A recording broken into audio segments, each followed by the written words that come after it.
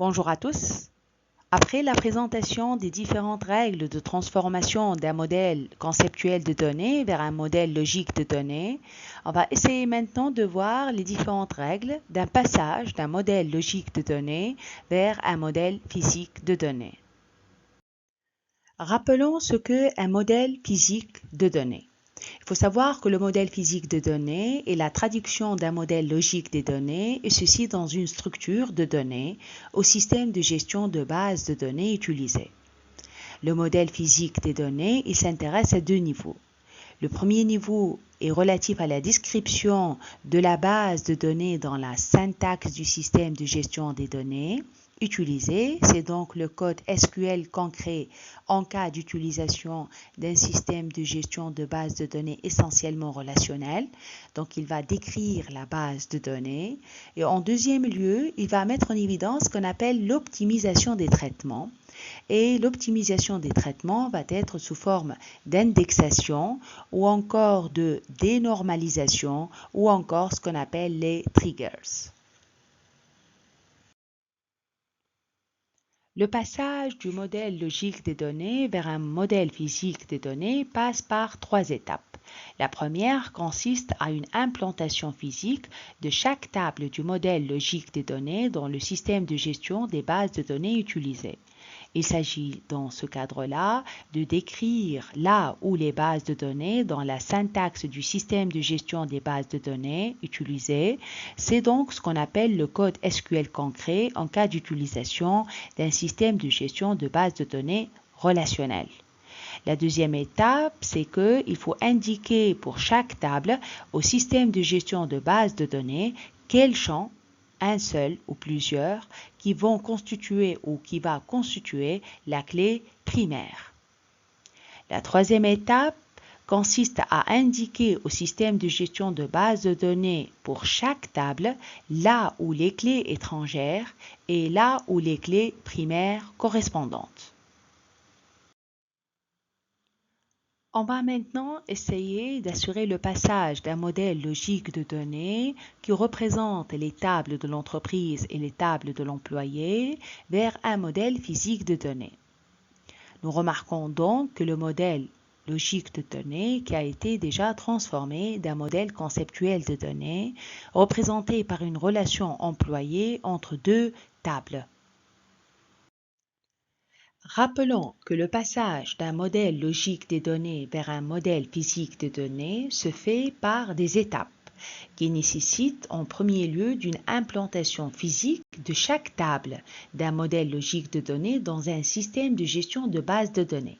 Et ceci afin de nous indiquer les champs des clés primaires, mais aussi de nous indiquer là où les clés étrangères et là où les clés primaires correspondantes. Dans ce sens, donc, il y aura une utilisation d'une ou de plusieurs interfaces graphiques qui vont nous aider dans la création des tables physiques, dans la définition de ces clés primaires et dans la définition des relations.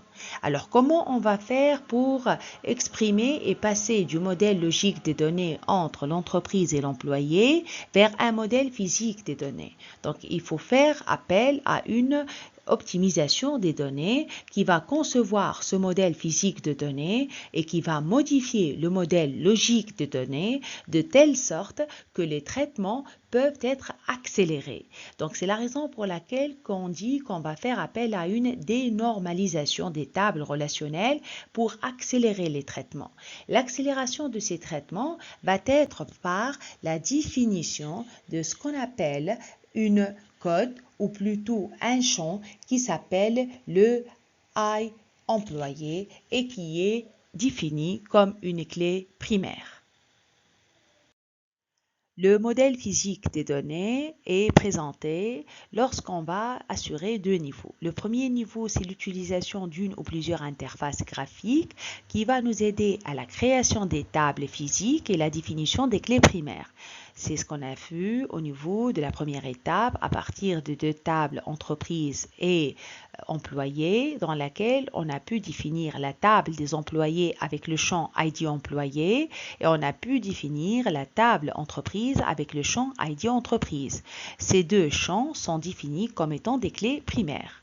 Le deuxième niveau du modèle physique de données constitue à définir la relation.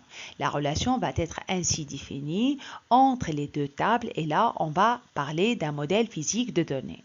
Il ne faut pas oublier le fait que le modèle physique de données, il va s'intéresser à accélérer les traitements dans le cadre d'un système de gestion de base de données.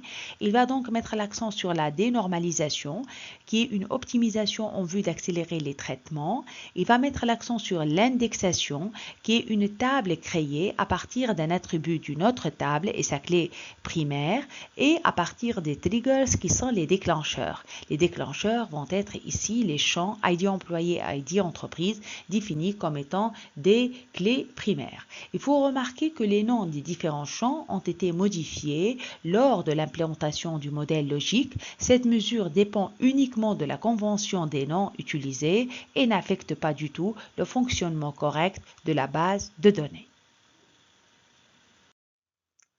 Je vous présente ici la bibliographie pour mieux voir la méthode Muris et assurer d'autres apprentissages au niveau des modèles conceptuels de données, modèles logiques de données et modèles physiques de données.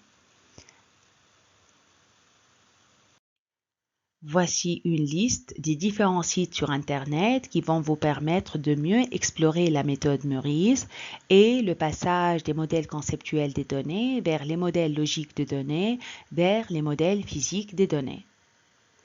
Il me reste à la fin de vous remercier pour votre attention et vous souhaiter bon travail.